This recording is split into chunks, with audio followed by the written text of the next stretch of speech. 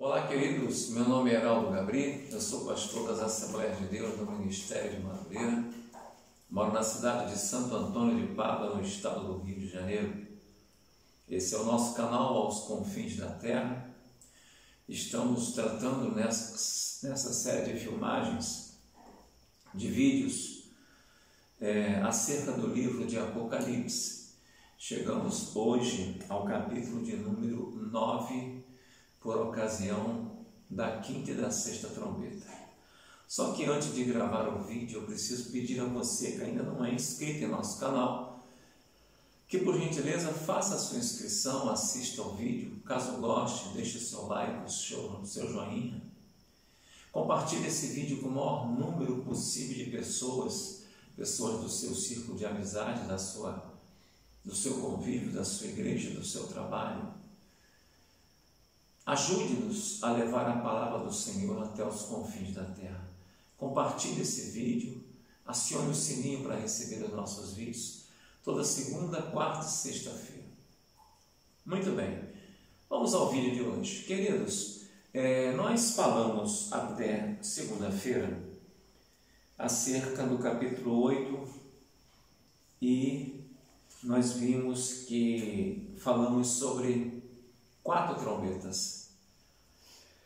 A abertura dos selos, nos 7 selos, no 7º selo anunciou o toque das trombetas. No capítulo 8 nós vimos o toque de 4 trombetas, coisas terríveis aconteceram. Porém, um dos anjos,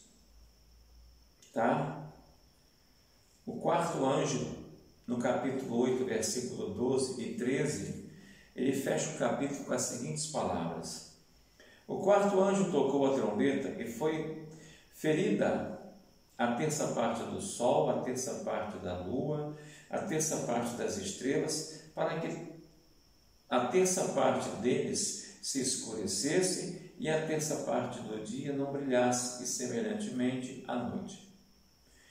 E olhei e ouvi um anjo voar pelo meio do céu, dizendo com grande voz: ai, ai, ai dos que habitam sobre a terra, por causa das outras vozes das trombetas dos 3 anjos que hão de ainda tocar. Encerra-se aqui o capítulo 8, nos deixando a expectativa da 5ª trombeta. Queridos, se você for olhar direitinho no português, ai é classificado como interjeição de dor, ai, não é isso? E quando um dos anjos fala ai, ai, ai, ele distribui um ai para cada trombeta final, um ai para a 5ª trombeta, um ai para a 6ª trombeta e um ai concernente à 7ª trombeta. Vimos no capítulo 8 o registro de 4 das 7 trombetas, que as 4 primeiras pragas que descrevem calamidades na natureza, na terra, no mar, nos rios e nos corpos celestes. Já foram reveladas aqui essas calamidades. Porém, agora no capítulo 9, teremos a visão das próximas 2 pragas que surgem por causa do toque da 5ª e da 6ª trombetas. Essas pragas são muito piores que as primeiras, que está lá em Apocalipse 8, do versos 1 a 13, no verso 13. Pois as primeiras atingiram o homem ímpio indiretamente, estas vão atingi-lo diretamente. Vejamos, as 4 primeiras pragas atingiram o ímpio indiretamente. Por exemplo, atingiu o sol, o homem foi atingido indiretamente. Atingiu a lua, o homem foi atingido indiretamente. Atingiu o mar, os rios, as nascentes, o homem foi atingido indiretamente. Porém, essas 2 pragas, a 5ª e a 6ª do capítulo 9, elas já atingem o homem diretamente na sua carne. Por isso, aquela repetição do ai, ai, ai. Então vamos ver o verso 9, o verso 1 do capítulo 9. E o quinto anjo tocou a trombeta, e vi uma estrela que do céu caiu na terra, e foi-lhe dada a chave do poço do abismo. E abriu o poço do abismo, e subiu fumaça do poço como a fumaça de uma grande fornalha, e, com a fumaça do poço, escureceu-se o sol e o ar. E da fumaça vieram gafanhotos sobre a terra. Foi-lhes dado poder, como o poder que têm os escorpiões da terra. E foi-lhes dito que não fizessem dano à erva da terra, nem a verdura alguma, nem a árvore alguma, mas somente aos homens que não têm na testa o sinal de Deus. Meus queridos, isso é algo terrível. O impressionante, queridos, é que quando a gente fala assim, gafanhotos, presta bem atenção, não eram gafanhotos comuns, tá? Não eram gafanhotos que você simplesmente com uma chinelada pisa em cima, com um sapato, ou com um pedaço de régua, você...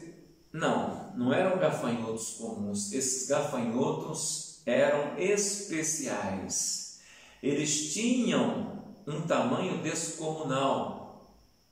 Eles tinham uma fisga, como eu posso falar? Alguma coisa pontiaguda, como um escorpião tem aquela coisa pontiaguda na ponta do rabo. Tá? Então veja bem, vamos analisar o capítulo 9 detalhadamente. João tem uma visão de uma estrela caída do céu na terra.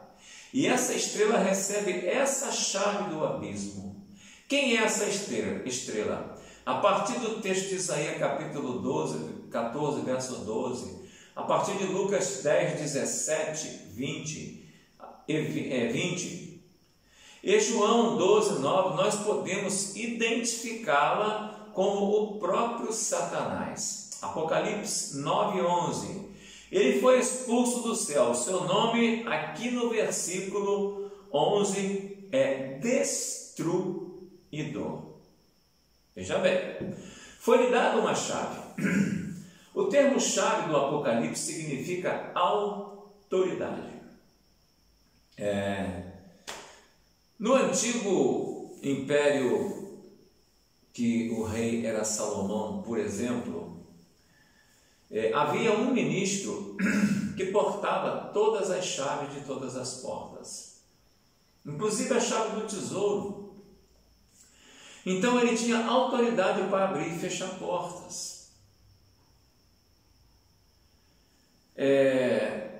A oração do justo pode muito nos seus efeitos, diz a Bíblia. Por quê? Porque a oração é a chave que abre a porta do céu para abençoar aquele que é alvo da oração. Chave é simbologia, simbólica, transmite autoridade. Quem tem chave tem poder, tem autoridade. No Apocalipse significa autoridade. Apocalipse 1,18, tá? Se você for olhar, eu vou tentar rapidamente. Vou voltar aqui só para não ficar apenas na nossa conjectura. Apocalipse capítulo 1, versículo 18, não sei se você se lembra quando nós lemos o seguinte. 17 e 18. E eu, quando o vi, caí a seus pés, como morto. E ele pôs sobre mim a sua destra, dizendo-me, não temas, eu sou o primeiro e o último. O próprio Jesus se identificando para João. E no verso 18, do capítulo 1, ele fala o seguinte: e o que vive, fui morto, mas eis aqui, estou vivo para todo sempre. Amém. E tenho as chaves da morte e do inferno. O que aconteceu? Jesus, quando morreu, ele ressuscitou ao terceiro dia. E com o ato da ressuscitação de Jesus, ele antes foi ao inferno e tomou de Satanás as chaves da morte e do inferno. Essa chave estava na mão de Satanás. Ele tinha a chave da sua própria casa e tinha também certo domínio sobre a morte, porque ainda o mundo não havia conhecido o Salvador Jesus. Porém, quando o mundo conheceu o Salvador Jesus, e após Jesus morrer e ressuscitar, o domínio do inferno ficou nas mãos de Jesus, o domínio da morte também. Mas tantas pessoas morrem, coisa e tal, morrem. Mas existem duas mortes. Existe a morte espiritual e a morte material. Aquele que nasce uma vez, morre duas vezes. Aquele que nasce duas vezes, morre apenas uma vez. Só experimenta a morte material, a espiritual não. Então, foi-lhe dado poder para isso. Foi-lhe concedido um poder temporário para isso. Apesar de Satanás e seus anjos intentarem e fazerem o mal contra os ímpios, é Deus quem governa todas as coisas, e esses seres malignos são apenas instrumentos de juízo nas mãos do Senhor. Foi-lhe dado a chave do abismo, tá? O escritor Hendrickson resume aqui, informando que o abismo significa o próprio inferno antes do juízo final. Depois do julgamento, o inferno será chamado de lago de fogo. Está lá em 20, 14 e 15. No verso de número 2, ainda do capítulo 9, a gente lê que o abismo representa o inferno, o lugar onde Satanás mora. Veja que ele não tem a chave do inferno. Essa chave foi-lhe entregue segundo a própria visão do velho João. Não devemos querer explicar todos os detalhes da visão de João, porque é algo muito complicado para nós. Mas nós temos um quadro com vários detalhes que aqui mostra o inferno exalando algo que serve para danificar e macular a criação divina. No versos 3 e 4, a visão dos gafanhotos é diferente do texto de Joel. Lá no texto de Joel, capítulo 1, versículos 4, 6 e 7, fala de gafanhotos mesmo, locustas, tá? Só que aqui os gafanhotos são diferentes. Trata-se apenas de um símbolo de uma figura. Eles emergiam da fumaça do abismo, ou seja, da fumaça do próprio inferno. Eles não devoram a vegetação por determinação de Deus, mas eles atacam os ímpios. Irmãos, eles ferem os homens que amam as trevas e seguem no seu curso, aqueles que permanecem no caminho largo que conduz à condenação, homens que se entregam a seus desejos pecaminosos. Versos 5 e 6 aqui, mais uma vez, é revelado que Deus está no controle de todas as coisas. Deus é soberano. Satanás é simplesmente um instrumento na mão de Deus e só fazem o que lhe é permitido. O diabo, ele é limitado em seu poder. Presta bem atenção, o diabo tem muito poder. Eu seria tolo em dizer que o diabo não tem muito poder. Se ele não tivesse muito poder, não haveria tanta coisa acontecendo na terra. Porém, ele só tem muito poder. Quem tem todo o poder é o Deus do céu. Tá bom? 5 meses. Meus queridos, o negócio é muito triste. Foi-lhe permitido que matasse, mas que por 5 meses foi-lhe permitido não que matassem os ímpios, mas que por 5 meses os atormentassem. E o seu tormento era semelhante ao tormento do escorpião quando fere o homem. Amados, foi dado poder a esses seres do inferno para atacarem os ímpios, na visão de João, mas que não os matasse. Imagine o sofrimento que ocorreu na visão de João. Imagine, 5 meses indica uma limitação e o poder de atuação dos demônios. 5 meses indica o tempo de atuação desses gafanhotos na estação de cultivo na Palestina, que vai de abril a setembro. Abril, maio, junho, julho, agosto e setembro. Por 5 meses, os gafanhotos atacavam na Palestina. E o Senhor Deus, Ele sempre faz as coisas corretamente. Se nós formos destrinchar isso tudo, nós temos que fazer apenas nessa trombeta uns 5 ou 6 vídeos.